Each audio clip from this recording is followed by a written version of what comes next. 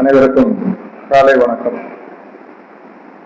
இந்த நடந்ததெல்லாம் பார்க்கும்போது ஒரு 40 வருஷத்துக்கு முன்னாடி நானும் என் ஃப்ரெண்டும் காலேஜ் படிக்கும்போது டீ கடைக்கு போயிருந்தோம்.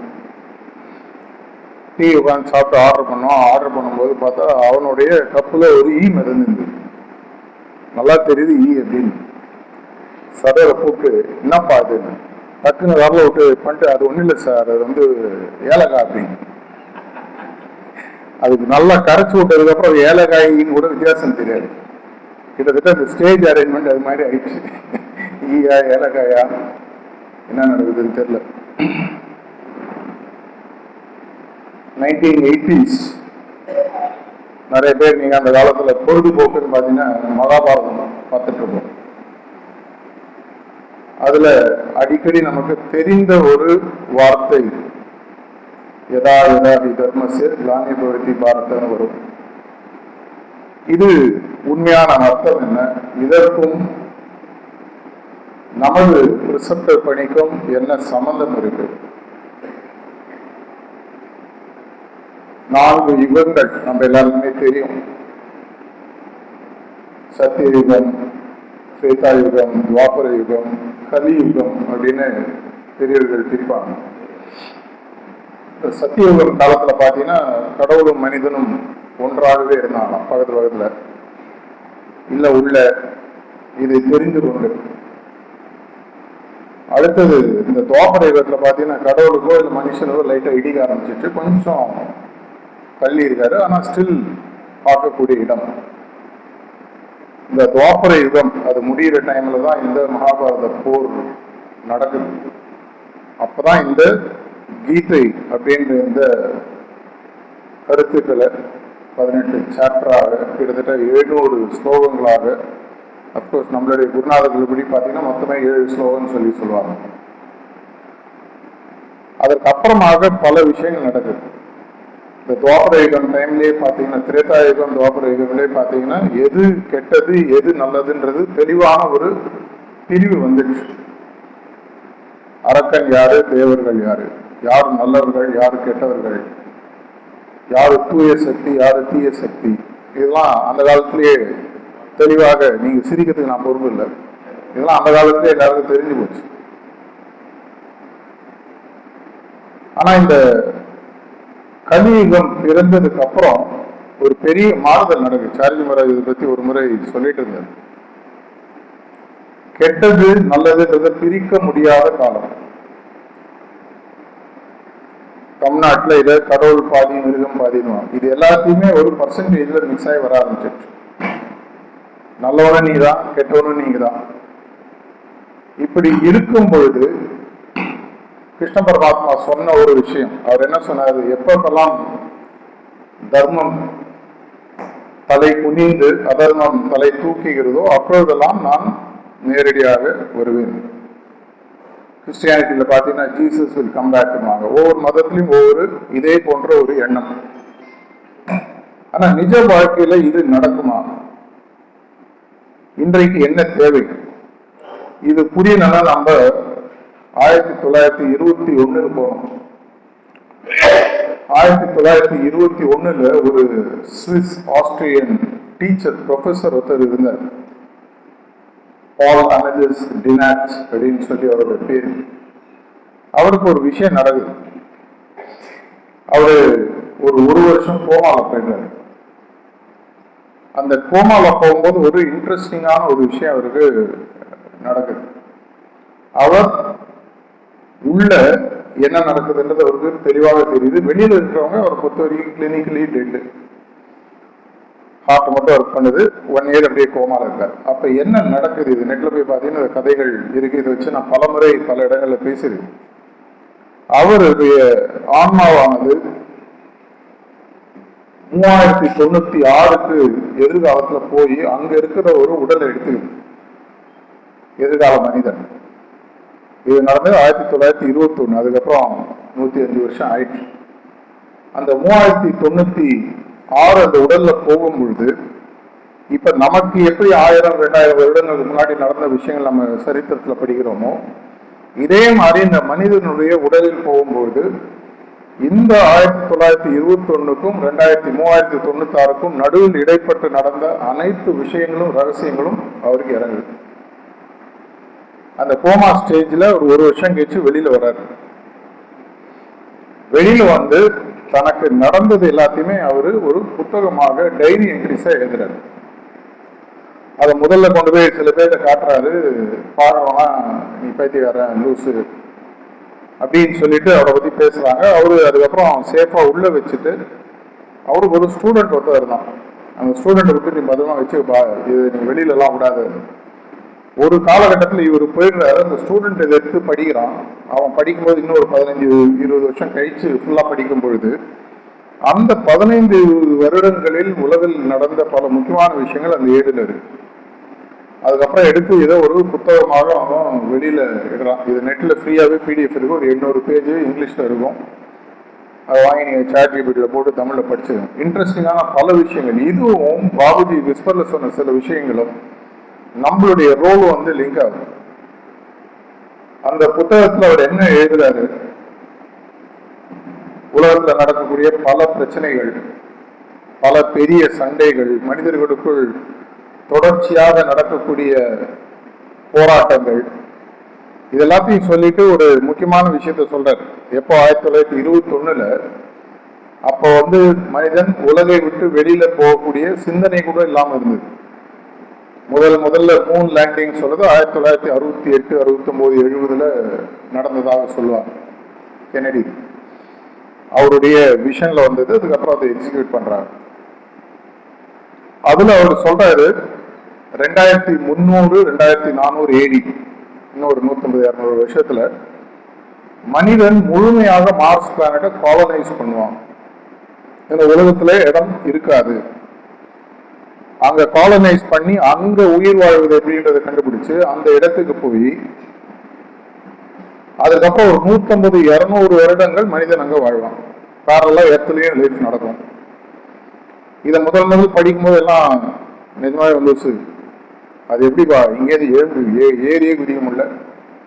அதுக்கப்புறம் பாத்தீங்கன்னா இன்னைக்கு ரீசெண்டா ஸ்பேஸ் எக்ஸ் மாதிரி பெரிய பெரிய கம்பெனி என்ன பண்றாங்க, மார்ஸ் காலனைசேஷன் பத்தி பேசிட்டு இருக்காங்க. ஏற்கனவே ப்ரோபெல்லாம் அமைச்சாச்சு. நீங்க சயின்ஸ்ல எவ்வளவு தூரம் படிக்கிறீங்கன்னு எனக்கு தெரியல. எப்படி மார்ஸை காலனைஸ் பண்ண, ஏன்னா இடத்துல இடம் இல்லை, பாப்புலேஷன் எக்ஸ்ப்ளோர் ஆயிட்டு இருக்கு. அட்லீஸ்ட் பணம் இருப்பவர்கள் இதை ஏதோ ஒரு பெட்டர் இடத்துக்கு போகணுன்றது பிளான் பண்றாங்க அப்படின்றது அதுல சொல்றாரு. இந்த புக்ல அவர் நடக்குதுன்னு எழுதுறாரு. ஒரு 100-150 வருடங்கள் கழிச்சு ஒரு பெரிய ஒரு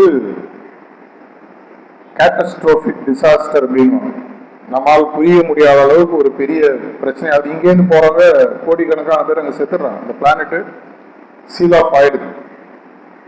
2800 AD, இப்பல இருந்து 2100ல இருந்து 2800 வரைக்கும் உலகத்தை நீங்க எதிர்பார்க்க முடியாத அளவுக்கு பெரிய பெரிய போர்கள், நியூக்ளியர் டிசாஸ்டர்ஸ் சொல்லுவாங்க. ஆர்மகடான் அப்படின்ற வார்த்தையை தேடி பாருங்க இங்கிலீஷ்ல.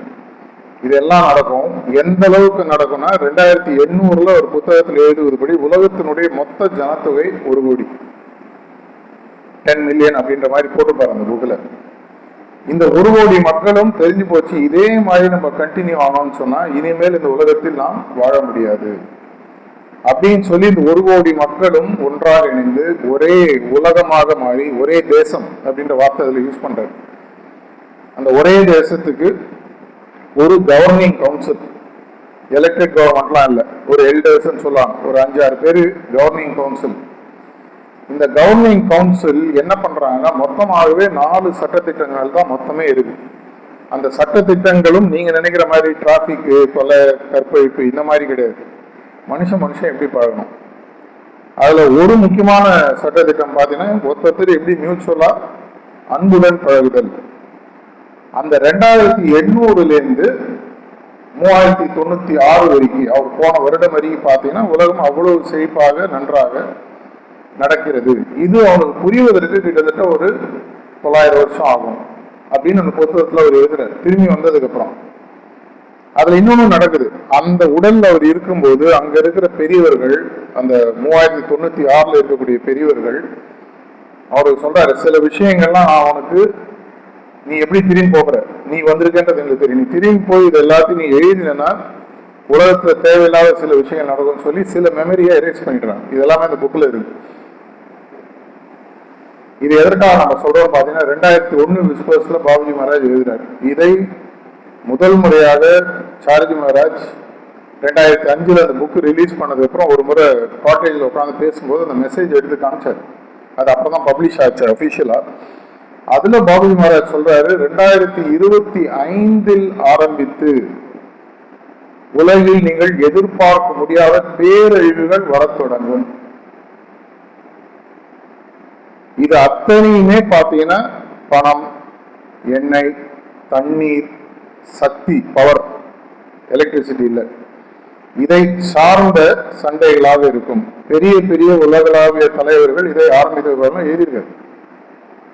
அதுல ஒரே ஒரு விஷயம் அவர் எழுதினதுக்கும் அந்த பால் அமேதியஸ் டினாச்சி எழுதின புக்ல இருக்கிற வித்தியாசம் என்னன்னா, இதுல உங்களுக்கு ஒரு பாஸ் பட்டன் அழுத்தி சரி செய்வதற்கு வாய்ப்பு நேச்சர் கொடுக்குது. இது உங்களுக்கு புரிஞ்சிருக்குன்னு சொன்னா உங்களால இதை ரிவர்ஸ் பண்ண முடியும். இங்கேயும் திரும்பி அந்த மகாபாரதத்துக்கு போகும். மகாபாரதம் கிளைமேக்ஸ் ஃபைனலா பாத்தீங்கன்னா 5 சகோதரர்களும் காட்டுக்குள்ள போறாங்க. அதுல 4 சகோதரர்கள் போற வழியில இறந்துடுறாங்க, மேல போயிடுறாங்க. தர்மருக்கு மட்டும் தன்னுடைய உடலுடன் மேலுலகம் செல்வதற்கு பர்மிஷன் கொடுக்கப்பட்டு முன்னாடியே இயற்கையினால். அது உள்ள போக கூட நாயோட போகிற அந்த கதையெல்லாம் படிச்சிருப்பீங்க. மேல போனதுக்கு அப்புறம் உள்ள போய் ஒரு சொர்க்கமோ ஒளி உலகமோ போனதுக்கு அப்புறம் பாத்தீங்கன்னா அங்க துரியோதனும் பீமனும் கட்டிப்பிடிச்சு தழுவி சாதாரணமா சிரிச்சு சந்தோஷமா இருப்பாங்க. இந்த பக்கம் பார்த்தா அர்ஜுனனும் கர்ணனும் சிரிச்சுட்டு சாதாரணமா பேசிட்டு இருப்பாங்க. அந்த பக்கம் திரௌபதியும் துச்சாதனும் உட்காந்து பேசிட்டு இருப்பாங்க. இது வந்து நெஞ்சம் பதை. இதெல்லாம் தடுக்கிறதுக்காக தானடா நம்ம கீழே சண்டை போட்டு சேர்த்தோம், இங்க வந்தாலும் கட்டி புரண்டுட்டு இருக்கீங்களே, வெக்கமா இல்லையா அப்படின்ற மாதிரி ஒரு எண்ணங்கள் வரும். அப்போது அவருடைய அப்பா தர்ம தேவதை வந்து இவர் உடலில் இருந்து உயிரை எடுத்து அங்க கொண்டு போய் விட்ட உடனே அந்த டைமென்ஷன் அவருக்கு புரியாது. அந்த டைமென்ஷன் ஒளி உலகம்ன்றது பியூர் அப்சல்யூட் லவ் அப்படின்னு சொல்லி அந்த காலத்திலேயே நீங்க வியாசர் விருந்துன்ற ராஜாஜி புத்தகத்தை படிச்சீங்கன்னா அதுல லாஸ்ட் ஒரு 2 சாப்டர்ல இது இருக்கும். அப்ப புரியல இப்ப புரியுதுன்ற மாதிரி இது எல்லாத்துக்கும் என்ன தீர்வு அப்படின்னு சொல்லி பாத்தீங்கன்னா, இன்றைய காலகட்டத்தில் தீய சக்தி தூய சக்தியோட அன்பு சக்தி ரொம்ப தேவைப்படுது. இங்க நடக்கிறது பாத்தீங்கன்னா உண்மையான ஒரு தர்ம யுத்தம். நம்ம நிறைய பேருக்கு தெரியதில்லை. தர்ம யுத்தம்னா என்ன அப்படின்னு கேட்கும்போது சார்ஜி மகாராஜ் வந்து ரொம்ப அருமையாக எக்ஸ்பிளைன் பண்ணார். Dharma is that which upholds the universe. தர்மம் என்பது உலகம் சிதைந்து விடாமல் பிடித்து கொண்டிருக்கூடிய விஷயம். அது இல்லைன்னா அப்படியே அது சிதைஞ்சு உடஞ்சு போயிடும். அப்படி என்னன்னு பார்க்கும்போது அது பதில் சொல்றது அவரு தூய அன்பு, உண்மையான அன்பு. நம்மளுடைய மார்க்கம் பாத்தீங்கன்னா, நம்மளுடைய மார்க்கத்துக்கு தாஜி அடிக்கடி சொல்றது தயாள மார்க்கம் அப்படின்னு சொல்லுவாரு. தயாள மார்க்கம்னா அன்பு மார்க்கம். ஆனா இதுல ஒரு பெரிய பிரச்சனை இருக்கு. இந்த அன்பை கொண்டு போய் உலகத்திற்கு சேர்த்து இந்த தர்மம் தழைக்கணும்னா அதர்மம் ஒழியணும். அதர்மம்ன்றது நம்ம நினைக்கிற மாதிரி வெளியில இருக்கக்கூடிய சக்திகளோ, வெளியில இருக்கக்கூடிய அஸ்திரங்களோ, வெளியில இருக்கக்கூடிய செல்வங்களோ அல்ல. நமக்கு உள்ள இருக்கக்கூடிய எண்ணங்களும் உணர்வுகளும். இதை சரி செய்யறதுக்கு இன்னைக்கு இருக்கக்கூடிய பிராக்டிக்கலான ஒரே வழி அப்படின்னு பாத்தீங்கன்னா நம்மளுடைய மார்க்கம். அப்படின்னா நம்ம எல்லாம் தர்மம் செய்த அந்த எல்லாம் எதிர்க்கிறவங்க மற்றவங்களும் அதர்மம் செய்தானா இல்லை. நம்ம 2 பேரும் கால் வச்சுட்டு அழகா இப்போ பேசுறத நோட்ஸ் எடுப்பீங்க, எல்லாம் கேட்பீங்க. வெளியில போனோம்னா சாயங்காலம் படம் புக் பண்ணிடுவோம், போயிட்டு வந்துடுவோம். அங்க கொஞ்சம் வேலை இருக்கு, போயிட்டு வந்துடுவோம். இங்கிலீஷ்ல சொல்லுவாங்க there are no more black and white, it's all grey one. கருப்பு வெள்ளைன்னு தெரிஞ்சிருச்சுன்னா வாழ்க்கை ஈஸியாக அணுக முடியும். எல்லாமே கலந்துதான். எது சாயம் எது உண்மை அப்படின்னு தெரியாது. அப்படி பார்க்கும் இது நமக்கும் ஒரு பிரச்சனை இருக்கு. ப்ரிசெப்டர் பல மீட்டிங்ல நான் சொல்றது ஒன்னே ஒண்ணுதான், உங்களுக்கு உண்மையான தர்ம சக்தியுடன் அலைன்மெண்ட் ஒத்து போகுதல் இருக்கான்றத நீங்க அடிக்கடி கேடுங்க. நமக்குள்ளேயும் அந்த lower level creature animalistic tendencies இருக்கதான் இருக்கும், அது இல்லாம மனுஷனால இருக்க முடியாது. ஆனால் அதையும் தாண்டிய ஒரு உண்மையான தூய சக்தி நம்மளோட என்னன்னு பாத்தீங்கன்னா நம்மளுடைய பிராணாகுதி,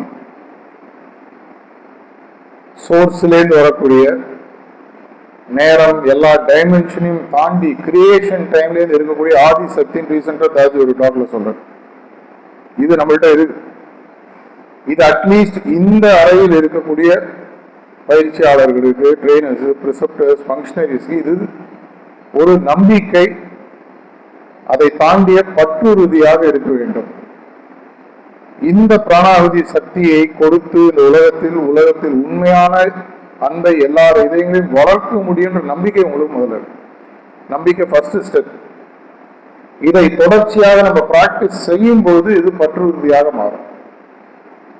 இந்த பற்றுறுதி நமக்கு உண்மையாக இருக்கும் பொழுது என்னுடைய செயலுக்கும் என்னுடைய குருநாதர் செயலுக்கும் எந்த வித்தியாசமும் இருக்காது.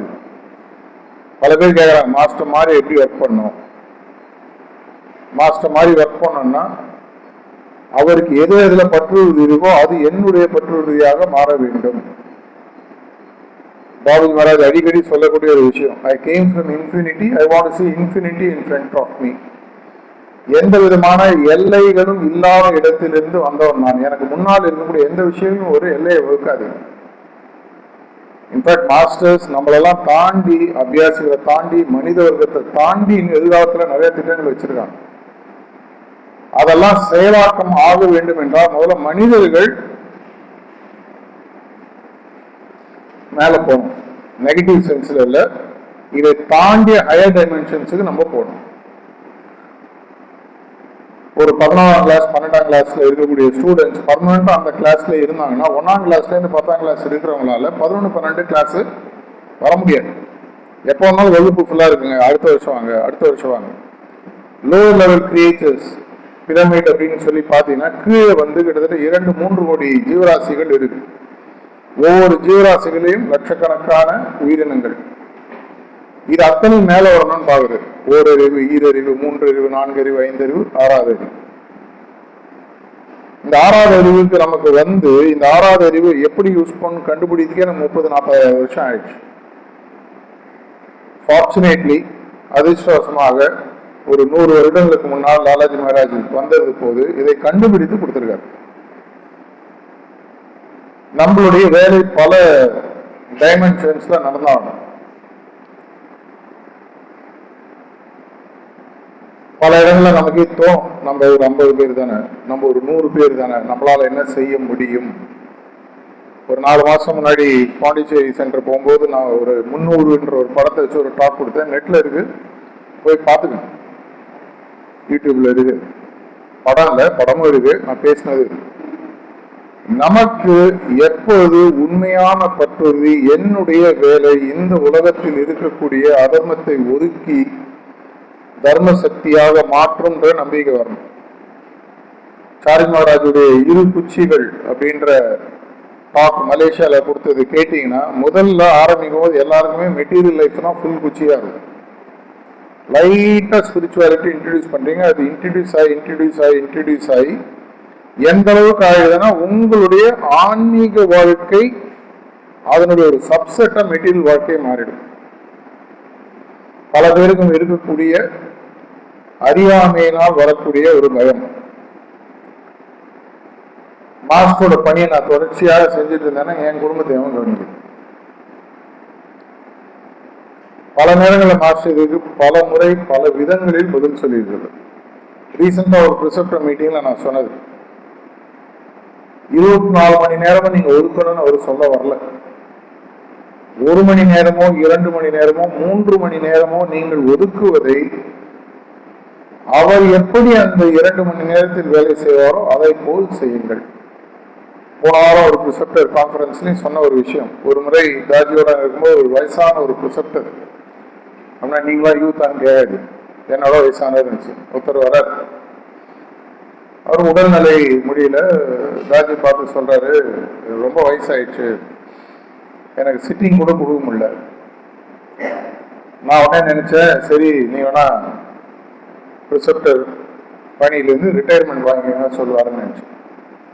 ஹிந்தியில தான் நடந்தது இந்த சம்பாவனை. பட் அர்த்தம் அவரு ரொம்ப கரிசனமாக சிரிச்சுட்டே சொன்ன விஷயம்.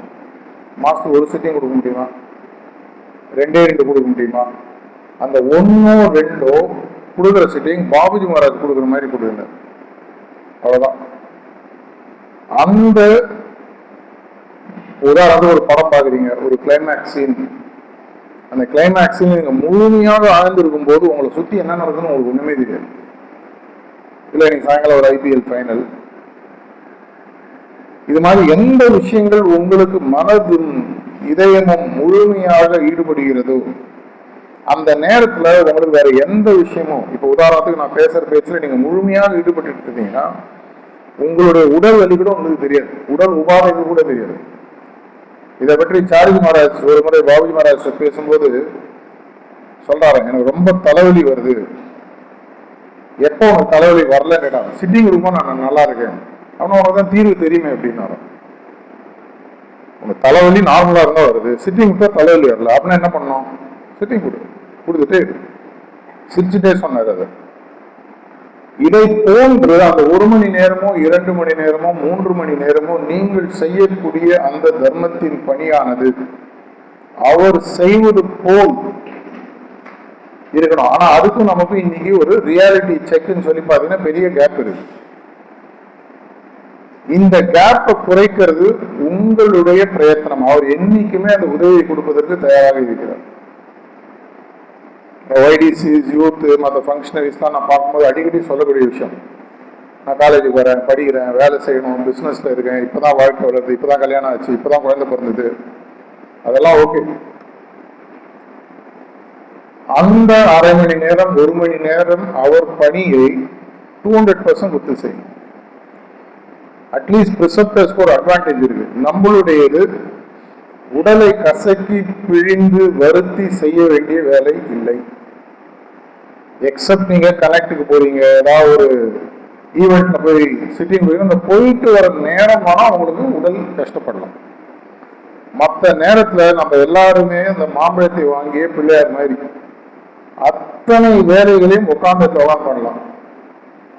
யூத்துக்கு நான் பல நேரங்களில் சொல்லக்கூடிய விஷயம், நீங்க உட்கார்ந்து இன்னைக்கு எப்படி தமிழ்நாட்டில் ஒரு ஆட்சி மாற்றம் வந்ததோ, வெறும் உட்கார்ந்ததுல உட்காந்து வெர்ச்சுவல் வாரியர்ஸ் பண்ணாங்களோ, பண்ணதாக சொல்றாங்களோ, அதே மாதிரி நம்ம எல்லாராலையும் பண்ண முடியும். அதை நீ நம்ம போக பார்க்க போறோம்.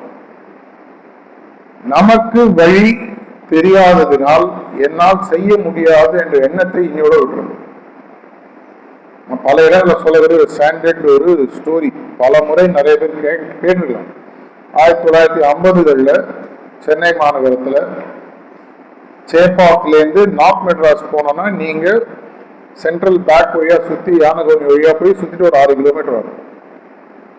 2-3 லெவல் கிராசிங், மினிமம் 1 hour ஆயிடும் பார்த்து.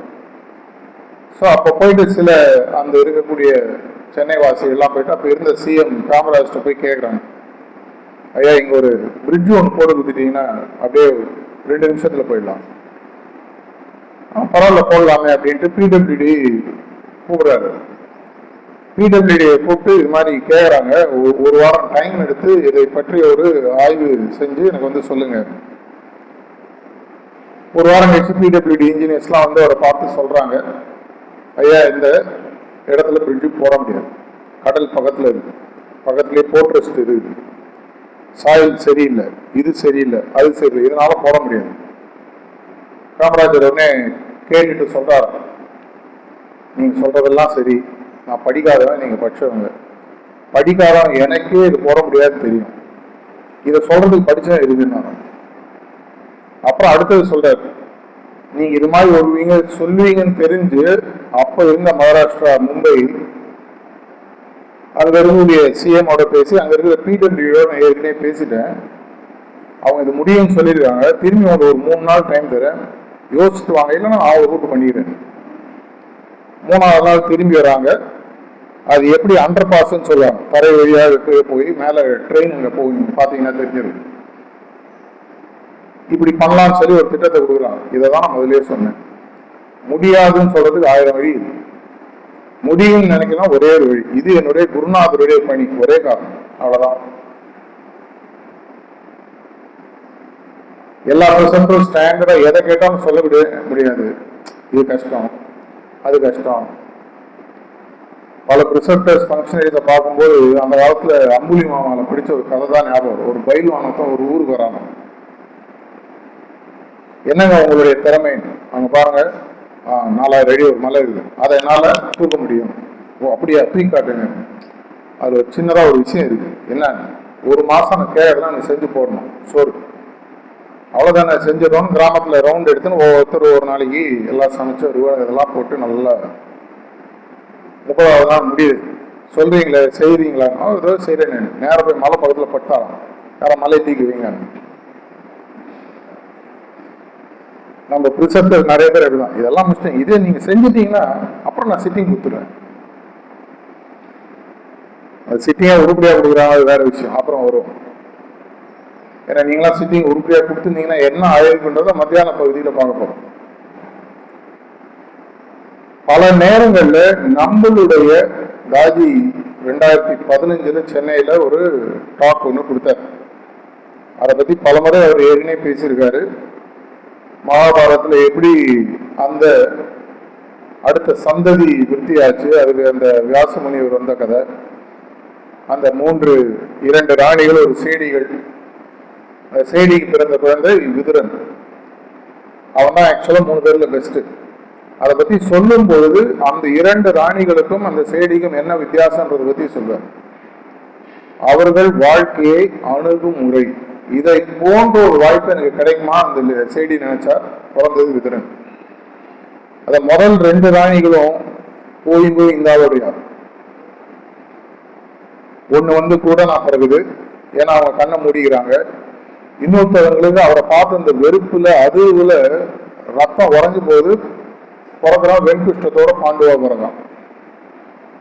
இதே பணி, இதே ப்ரிசெப்டர் பணி தான் எல்லாரும் செய்யறாங்க. ஆனா சில பேர் மட்டும் சிறப்பதற்கு காரணம் என்ன? நீங்க தண்ணியில குதிச்சா தண்ணியாக மாறணும். எண்ணெயாக இருந்த தண்ணிகளை குதிச்சீங்கன்னா லைஃப் லாங் எண்ணெயா தான் இருக்க முடியும். அவருடைய பணியை எடுத்து நாம் செய்யும் பொழுது நம்ம வெறும் ஒரு வேலையை செய்யவில்லை. இந்த உலகத்தில் ஒரு உண்மையான தர்மத்தை நிலைநாட்டுவதற்கு நமக்கு கொடுக்கப்பட்ட ஒரு பணின்றது உங்களுக்கு ஞாபகம் இருக்கணும்.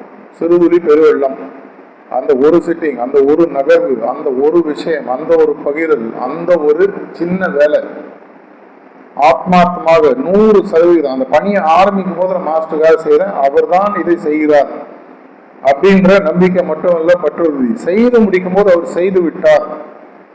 இது நமக்கு அந்த ஆட்டிடியூட் ஷிஃப்ட்னு சொல்லுவாங்க. அந்த மனப்பான்பு நகர்ந்து அந்த நிலைக்கு வரும்போது ஒவ்வொருத்தரும் அவ மாதிரி நீங்க பணி செய்வதற்கு உங்களால முடியும். இன்னி வரைக்கும் செய்யலாம், இன்னைக்கு make it a fresh beginning. இன்னி நடந்தாலும் கழிச்சு விட்டுருங்க, முடிஞ்சு போச்சு. இன்னிலே ஆரம்பி 6 மணி நேரம், ஒரு சிட்டிங், 2 சிட்டிங், ஒரு கனெக்ட், ஒரு ஆப்சென்ஷியா, என்னென்னலாம் செய்றீங்களோ இன்னும் சில விஷயங்கள்லாம் இன்னைக்கு போக உங்களுக்கு தெரியும். இதை செய்யும் பொழுது முழுமையாக அவர் செய்யலைன்னா தயவு செஞ்சு வேலையை ஆரம்பிக்கணும். அதை விட ஒரு சார்ஜி மகாராஜ் அடிக்கடி ஒரு ஜோக் ஒரு சொல்றாரு, ஒரு டாக்லயே இருக்கு. அவருடன் பணி செய்தவரோட ஒரு மேல்நாட்டுக்கு போறாரு. மேல்நாட்டுல போறாரு. அந்த காலத்துல அவ்வளவு ஈஸியா ஒய்ஃப் அழைச்சு போக முடியாது. ஒய்ஃப் இந்தியாலே இருக்காங்க. ஒய்ஃபுக்கு ஒரு பீரியட் ஆஃப் டைம் அவங்களுக்கு மெசேஜ் வருது, இவர் யாரோடையோ அப்படி இப்படி இருக்காரு. இவங்களுக்கு ரொம்ப வருத்தம் ஆயிடுது. அப்புறம் நேரடியா அந்த ஆள் வரும்போது ஒருத்தர் கேட்கறேன், என்னங்க இது மாதிரிலாம் கேள்விப்படுறேன்னு. யாரோட இருந்தா உன்னதான் நினைச்சிட்டு இருக்கேன் அப்படின்னா. இது அவர் சொன்ன டாக்லயே இருக்கு. கிட்டத்தட்ட நம்ம நிறைய பேர் அந்த ஒரு நிலைமையில அவருடைய பணியை செய்யறோம். அந்த பணியை செய்யும் போது நம்ம அவராக மாறாத வரைக்கும் அந்த பணியை செய்யாமல் இருப்பது அவருக்கு நாம் செய்யக்கூடிய ஒரு நல்ல விஷயம். அப்பா வசதியா போச்சுங்க, இதை முன்னாடியே சொல்லாம விட்டாங்க. முழுமையாக 100% அவராக நீங்கள் எண்ணத்திலும் உணர்விலும் மாறாமல் அந்த செய்யற ஒரு சிட்டிங்கோ ஒரு கனெக்டோ செய்யாது. கான்ஸ்டன்ட் ரிமெம்பரன்ஸ்ன்றது என்ன? 24 மணி நேரம் அவருடைய சிந்தனையில் இருப்பது. மெடிடேட்டிவ் ஸ்டேட் அதோட ஸ்லைட்லி பெட்டர். 24 மணி நேரமும் அவருடைய உணர்வில் இருப்பது. இதுதான் ஒரு சட்டில் டிஃபரன்ஸ். நிறைய பேருக்கு தெரியுது இல்லை. கான்ஸ்டன்ட் ரிமெம்பரன்ஸும் மெடிடேட்டிவ் ஸ்டேட்டை நம்ம ஒன்னாவே நிறைய இடத்துல பேசிட்டு இருக்கோம். ஒன்று சிந்தனை சார்ந்தது. சிந்தனையிலிருந்து அது உணர்வாக மாறும்பொழுது thinking to feeling to becoming to being. Being தான் ஃபோர்த் ஸ்டேட் மர்ஜர். அதையும் தாண்டி ஜேர்னி இருக்குன்னு இப்போ சிலபஸ் மாத்திட்டாரு போன வருஷம். வேற விஷயம். நம்ம இன்னும் திங்கிங் ஸ்டேஜ்ல இருந்தோம்னு சொன்னா எப்போது நாம் அவருடைய பணியை செய்வது, சரியாக செய்வது, அவரை போல் செய்வது, இதை நம்மால செய்ய முடிஞ்சது அப்படின்னு சொல்லி சொன்னீங்கன்னா இந்த உண்மையான தர்மம் இந்த உலகில் தழைக்கக்கூடிய உண்மையான தர்மம்ன்றது என்ன? எல்லோருடைய இதயத்திலும் பிராணாவத்தை செலுத்தக்கூடிய ஒரு நிலையை நீங்க உருவாக்கி கொடுத்துட்டீங்கன்னா போதும். ரிசப்டருக்கு அதுக்கு உங்களுக்கு ஒரு ஸ்பெஷல் எனேபிள்மெண்ட் கொடுத்துருக்காரு. இது எல்லா வேலையும் முடியாது. 800 கோடி மக்கள் உலகத்தில் இருக்காங்க. 18,000 பேர் தான் அந்த பணியை இன்னும் செஞ்சுட்டு இருக்காங்க. பாபு மகாராஜுடைய தொலைநோக்கு பார்வையில அவர் பார்த்தது என்ன? ஒவ்வொரு வீட்டிலையும் ஒரு ப்ரிசப்ட் இருக்கணும்னு சொல்றாரு. அப்படின்னா தமிழ்நாட்டில் மட்டும் பாத்தீங்கன்னா 2.25 கோடி ஹவுஸ் ஹோல்டு இருக்கிறதா சொல்றாங்க. 2.25 கோடி ஹவுஸ் ஹோல்டுனா நம்மளுடைய பணி தமிழ்நாட்டில் எப்போ நிறைவு பெறும்னா 2.25 கோடி ப்ரிசப்டர் தமிழ்நாட்டில் இருக்கும். அப்பதான் வேலையே ஆரம்பிக்கும். அந்த ஒரு ஆளு அந்த 4 பேர் 5 பேரை பார்த்துக்கிறது, அந்த கிராமத்தை பார்த்துக்கிறது, தெருவை பார்த்துக்கிறது, ஊரை பார்த்துக்கிறது. இதை உங்களால செய்ய முடியுமான? கண்டிப்பாக முடியும். பாபு மகாராஜ் ஒவ்வொரு முறையும் சொன்னதை தாஜியும் சாரிஜி மகாராஜ் அடிக்கடி சொல்றாங்க. ஒவ்வொரு பிரிசப்டரையும் என்னுடைய பிரதியில் உருவாக்குகிறேன், என்னை போல் உருவாக்குகிறேன். எனக்கும் ஒரு பிரிசப்டருக்கும் எந்த விதமான வித்தியாசமும் கிடையாது. ஒரு பிரிசப்டர் பணின்றது அப்படின்னு பாத்தீங்கன்னா ரொம்ப ரொம்ப ரொம்ப சுலபம். நானும் அவரும் உண்மையாகவே ஒன்று என்ற சரணாகதி நிலையில் இருக்கக்கூடிய பற்றுறுதி, அகங்காரத்தில் வரக்கூடிய பற்றுறுதி அல்ல. ரெண்டுத்துக்கு வித்தியாசம் இருக்கு. நானும் என் மாஸ்டர் ஒண்ணு, அது அகங்காரத்தில் வருது. நானும் என் மாஸ்டர் ஒண்ணு சரணாகதியில் வருது. பெரிய வித்தியாசம். அதையும் தாண்டி அன்பு, அதை தாண்டிய பக்தி நிலை. இது முடியுமானா இது உங்களுடைய மனப்பாங்கில் இருக்கிறது. இது உங்களால மட்டும்தான் மாற்ற முடியும். ஆங்கிலத்தில் அதான் சொல்லுவாங்க, you can take horse to the water but you cannot make it drink. குதிரையை தண்ணி வரைக்கும் அழிச்சுட்டு போகலாம். இதற்கு என்ன வழி? உண்மையான அந்த மாற்றம் என்னிடம் வர வேண்டும் என்று ஒவ்வொரு நாளும் இரவு படுப்பதற்கு முன்னால் நமது பிரார்த்தனையில் மனமொழுகி உண்மையாகவே கேட்கிறோமா? பிரார்த்தனை எப்படி பண்ணன்றது ஒரு முறை சார்ஜி மகாராஜோட தாஜி இருந்ததை வச்சு ஒரு டைரி என்ட்ரி எழுதியிருக்கார், படிச்சிருப்பீங்க. டாக்டர் கூட சொல்லியிருக்காரு. அந்த நேரத்தில் அப்படியே அந்த வைப்ரேட்டரி ஃபோர்ஸ் வேற மாதிரி இருக்கும். அந்த வைப்ரேட்டரி ஃபோர்ஸை மாற்றாம ப்ரேயர் பண்ணாதீங்கன்றது. நம்ம நிறைய பேர் ப்ரேயர் மூலமா வைப்ரேட்டரி ஃபோர்ஸை கொண்டுறோம்னு பார்க்குறோம். அந்த வைப்ரேட்டரி அதிர்வலைகள் நிலைக்கு வந்ததுக்கு அப்புறம் ப்ரே பண்ணும்போது, அதாவது மாஸ்டர்ஸ் ப்ரே பண்ணும்போது உடனே நடக்குது. ஏன்னா அவர்களுடைய அதிர்வலைகள் இயற்கையுடன் எப்பவுமே ஒன்றாக இருக்கு. ஹைரார்க்கியோட எப்பவுமே ஒன்றாக இருக்குது. இப்போ நீங்க டெய்லி எப்போ வேணா பிஎம் ஆஃபீஸ்க்குள்ள போகலாம் சொன்னா ஒரு ஆர்டர் போடுவார்னா பிஎம் ஆஃபீஸ்க்குள்ள பார்த்து சில தகுதி வளர்த்துக்கணும்ல. எல்லாரும் சிஎம் ஆஃபீஸ்க்கோ பிஎம் ஆஃபீஸ்க்கோ ஒரு எம்பி ஆஃபீஸ்க்கோ ஜஸ்ட் உள்ள போக முடியாது. அதற்கு சில அதிர்வலைகள் கனெக்ஷன் ஒட்டவர் உருவாக்கிக்கணும். நம்மால அதை உட்காந்துருக்கிறதான் பண்ண முடியும். நீங்க பிசிக்கலா மாஸ்டரோட இருக்கணும். சார்ஜ் அடிக்கடி சொல்றது, nearness is not important, closeness is important. அருகாமையில் இருப்பது முக்கியம் அல்ல, அவருடன் ஒன்றாக இருப்பது முக்கியம். நம்ம நிறைய பேர் மாஸ்டரோட பணியில் அவரை நான் பார்க்கலையே, 1 வருஷம் ஆச்சு, 2 வருஷம் ஆச்சு, என் பேர் அவருக்கு தெரியுமா, எனக்கும் அவருக்கும் என்ன பெரிய உறவு இருக்கு அப்படின்னு நம்மளாம் நிறைய இடத்துல தப்பாக நினைச்சு. எப்போ அந்த ரீசெண்டா ஒரு கம்யூனிகேஷன்ல தாஜி சொல்றாரு, ஏற்கனவே நிறைய பேருக்கு தெரியும், மூணாவது சிட்டிங் முடியும் போது ஆட்டோமேட்டிக்கா மாஸ்டருடைய சட்டில் பாடி அபியாசியோட லைஃப் லாங் கனெக்ட் ஆயிடுது. மூணாவது சிட்டிங்கோ ஃபைனல் சிட்டிங் whatever. அதற்கு அப்புறமாக அந்த சட்டில் பாடி என்ன கொடுக்குன்றத வாங்கி அந்த சட்டில் பாடி அளவுக்கு வளர வேண்டிய டிசர்விங்னஸ் வளர்க்க வேண்டியது அபியாசியுடைய, நீங்க எல்லாருமே அபியாசிகள் தான், உங்களுடைய கையில தான் இருக்கு. இதை செய்வதற்கு வயதோ அனுபவமோ புத்திசாலித்தனமோ தேவையில்லை. இதற்கு தேவையான எல்லா விஷயம் உங்கள்கிட்ட இருக்கு. நான் முதல்ல சொல்ற மாதிரி இன்னைக்கு நடக்கக்கூடிய பல விஷயங்கள் உங்களுடைய பார்வைக்கு ஒரு புது விஷயங்களை கொடுக்க போகுது. சிலது உங்களுக்கு தியரிட்டிக்கலா ஒருவேளை தெரிஞ்சிருக்கலாம், ஆனா நீங்க செய்யாம இருந்திருக்கலாம். சிலது புதிதாகவே கூட இருக்கும், ஆனால் இது TN0 to O என்ன ஜோன், எந்த மாநிலம், எந்த நாடு எதுவுமே முக்கியம் அல்ல. நம்ம அனைவரும் ஒரு முக்கியமான இது ஆன்மீக போர்ன்னு சொல்றதோட ஒரு ஆன்மீக இருப்பதற்கு உயரிய ஒரு தர்ம பணி. அத்தனை பேருடைய இதயத்திலும் பிராணாவதி அப்படின்ற அந்த விளக்கு எரிய வைக்கும் வரை ஒரு பிரிசப்டோட பணி ஓயப்போவதில்லை. எந்த அளவுக்கு நம்ம வேகமா எடுத்துட்டு போகிறோம், எந்த அளவுக்கு அந்த தர்மமானது அதர்மம் என்ற அந்த கெட்ட எண்ணங்களையும் உணர்வுகளையும் விளக்கி அதை நேர்நிலைப்படுத்துகிறதோ அந்த அளவுக்கு நம்ம நல்லது. நம்ம இன்ஃபேக்ட் இன்னைக்கு எந்த பிளாட்ஃபார்ம் எந்த விஷயங்கள் நம்ம வேணாம்னு சொல்றோம் எல்லாத்தையும் யூஸ் பண்ணிக்கிறோம். 2015 பிரான்ஸ்ல டிராவல் பண்ணும்போது ராஜி ஒரு சர்ச்சில் கேட்குறாங்க, நாங்களாம் ஸ்டான்ஸ் கிறிஸ்டியன்ஸ், நாங்கள் ஹார்ட்ஃபுல்னஸ் எப்படி யூஸ் பண்றது? அவர் சொல்றாரு, நீங்க கிறிஸ்டியனா இருங்க, என்ன வேணா இருங்க, என்ன உங்களுடைய மத நம்பிக்கையோ என்ன உங்களுடைய கரண்ட் நம்பிக்கையோ அதற்கு மேல் பிராணாவதியை சேர்த்துக்கணும். ஜஸ்ட் மேல ஆட் பண்ணி கருவேப்பிலை மாதிரியோ தொக்கு மாதிரியோ என்னோ ஒன்று ஆட் பண்ணி அதுக்கப்புறம் அது தன்னுடைய வேலையை செய்ய ஆரம்பிச்சு. இதை செய்யக்கூடிய ஒரு பெரிய பணி. மீண்டும் மீண்டும் மீண்டும் தூங்குறவங்கள எழுப்ப முடியும். மற்றது உங்களுக்கே தெரியும். இன்றைய தினம் நிறைய விஷயங்கள் நடக்க போது இந்த தர்ம பாதையில் உலகத்தை கொண்டு வந்து உலகில் உள்ளே நடக்கக்கூடிய அந்த அதர்மங்களை விளக்கி பிராணாவதி என்னும் விளக்கை ஏற்ற வேண்டிய ஒரு பெரிய பணியில் நம்ம எல்லாரும் இருக்கோம்.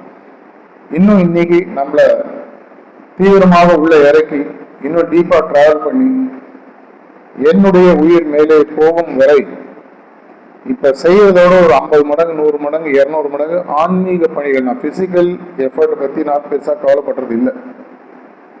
ஆனா பல நேரங்களில் நான் பல ரிசர்ச்சர்ஸ்ட பேசும்போது ஒன்று கவனிச்ச விஷயம், ஒரு பிசிக்கல் எஃபர்ட் போயிட்டு வரும்போது ஒரு உள்ளேந்து ஒரு புத்துணர்ச்சி உருவாகுது. ஒரு கனெக்ட் போகும்போது ஒரு புத்துணர்ச்சி உருவாகுது. ஒருத்தரோட சிட்டிங் கொடுத்துட்டு வரும்போது ஒரு புத்துணர்ச்சி உருவாகுது. ஆட்டோமேட்டிக்கா ஒரு பேட்டரி சார்ஜிங் மாதிரி நடக்குது. மேல மேல அவருடைய பணியை நன்றாக செய்வோம். இன்னைக்கு முழுமையாக ஆத்மார்த்தமாக நீங்க எல்லாரும் பார்ட்டிசிபேட் பண்ணி எல்லா விஷயங்களையும் உள்ள வாங்கி மாஸ்டர் சொல்ற விஷயங்கள் தான் நீங்க பகிர போறோம். இன்னும் அவருடைய பணியில் சிறக்க வேண்டும் என்ற பிரார்த்தனையுடன் முடித்துக் கொள்கிறேன். நன்றி, வணக்கம்.